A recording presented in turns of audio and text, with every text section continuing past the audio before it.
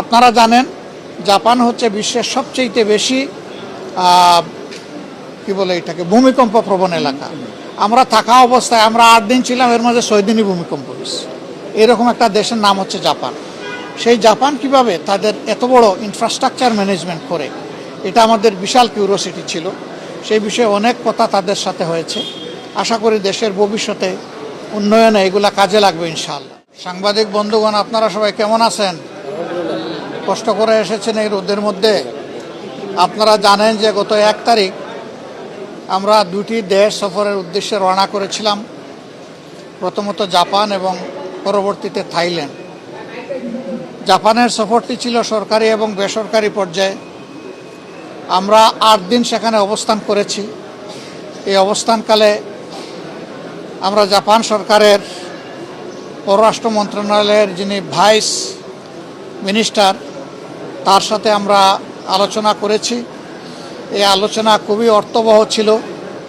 আপনারা এও জানেন যে স্বাধীনতার পর জাপান 1972 সালের 1 জুলাই তাদের এমবেসি বাংলাদেশে স্থাপন করে এবং সেই থেকেই তারা আমাদের সাথে কাজ করে যাচ্ছেন।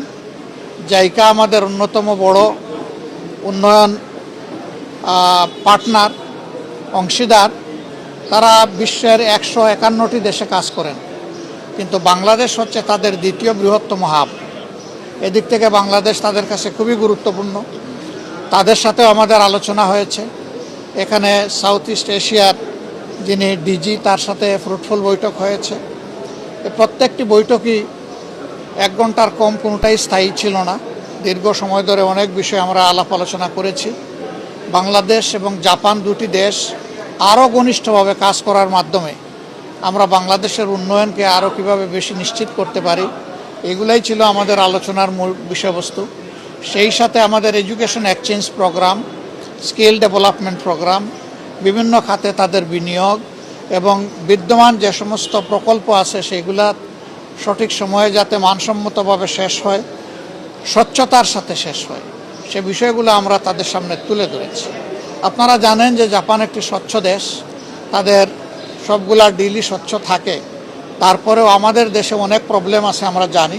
আমরা তাদেরকে এই বিষয়গুলো নজরে নেওয়ার অনুরোধ করেছি, যাতে তাদের অংশীদারিত্বের প্রত্যেকটি টাকাই গুনে গুনে কাজে লাগে, তার কোনো অপব্যবহার না হয়, অপচয় না হয়, দুর্নীতি না হয়, এখান থেকে লুটপাট না হয়।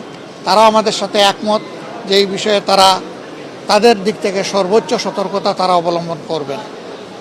আমরা সিটি গভর্নরের সাথে মূলত বসেছিলাম তাদের ডিজাস্টার ম্যানেজমেন্ট এবং ওয়াটার সাপ্লাই এই 2টা বিষয়ে তারা কিভাবে এত বড় একটা সিটিকে ম্যানেজ করে, এটা বোঝার জন্য। আপনারা জানেন জাপান হচ্ছে বিশ্বের সবচেয়ে বেশি কি বলে এটাকে ভূমিকম্প প্রবণ এলাকা। আমরা থাকা অবস্থায় আমরা 8 দিন ছিলাম, এর মাঝে 6 দিনই ভূমিকম্প হয়েছে। এরকম একটা দেশের নাম হচ্ছে জাপান। সেই জাপান কিভাবে তাদের এত বড় ইনফ্রাস্ট্রাকচার ম্যানেজমেন্ট করে, এটা আমাদের বিশাল কিউরিওসিটি ছিল। সেই বিষয়ে অনেক কথা তাদের সাথে হয়েছে। আশা করি দেশের ভবিষ্যতে উন্নয়নে এগুলা কাজে লাগবে ইনশাআল্লাহ।